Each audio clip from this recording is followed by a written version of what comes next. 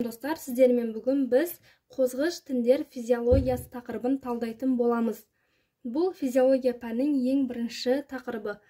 Бұл видеода мен сіздерге осы 6 түсініктің анықтамасын беріп өтетін боламын. Ең бірінші, тітіркендіргіш дегеніміз бұл тінге әсер еткен кезде тінде қозу үрдісін тудыратын кез келген сыртқы және ішкі факторға біз тітіркендіргіш деп айтамыз. Яғни тітіркендіргіш әсер етті, тінге әсер етті, және тінде қозу үрдісі пайда болды. Яғни қозу үрдісін тудыратын кез келген факторды біз тітіркендіргіш деп айтамыз. Оның өзін біз сыртқы және ішкі, экзогенді және эндогенді деп екіге жіктейміз.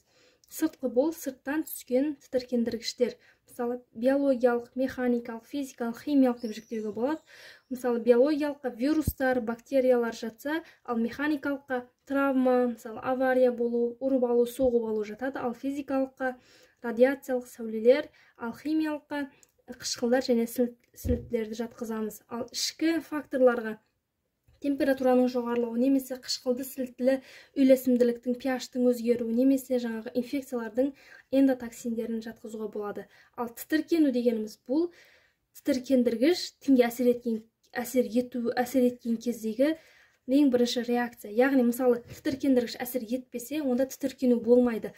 Ал тітіркендіргіш әсер еткен кезде барлық жағдайда тітіркену болады. Ең бірінші реакция бұл тітіркену. Ал одан кейін, мысалы, сол сырттан түскен тітіркендіргішке сай, сол тінде жаңа қозу үрдісі жүреді. Яғни келген импульс толықтай мембранаға жайылып, электр потенциалы жайылып, ол тінде қозу үрдісі жүреді. Яғни ол сол түскен импульсқа жауап ретінде реакцияға дайындалады. Яғни қозу үрдісі жүріп, одан кейін ода биологиялық реакция, яғни соған ответная жауап реакциясы болады.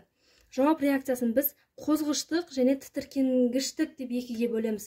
Бұл екеуінің айырмашылығына келетін болса, қозғыштық бұл спецификалық ответная реакция, ал тітіркенгіштік бұл спецификалық емес жауап реакциясы болады. Яғни, мысалы, тәжірибе жасап көрілгенде, мысалы, бұлшықетті алып, соған токты әсер еткен кезде, сол токта, мысалы, оның жиырылуы болған. Бұл не спецификалық, яғни импульс келген кезде, негізі мидан импульс келген кезде бұлшықет жиырылады ғой, мысалы, бірдеңені алу кезінде, мысалы, бірдеңені қолмен беру, сол кезде бұлшықеттер жиырылуы, бұл қозғыштық, яғни сол тітіркенгіштікке соның жауабы.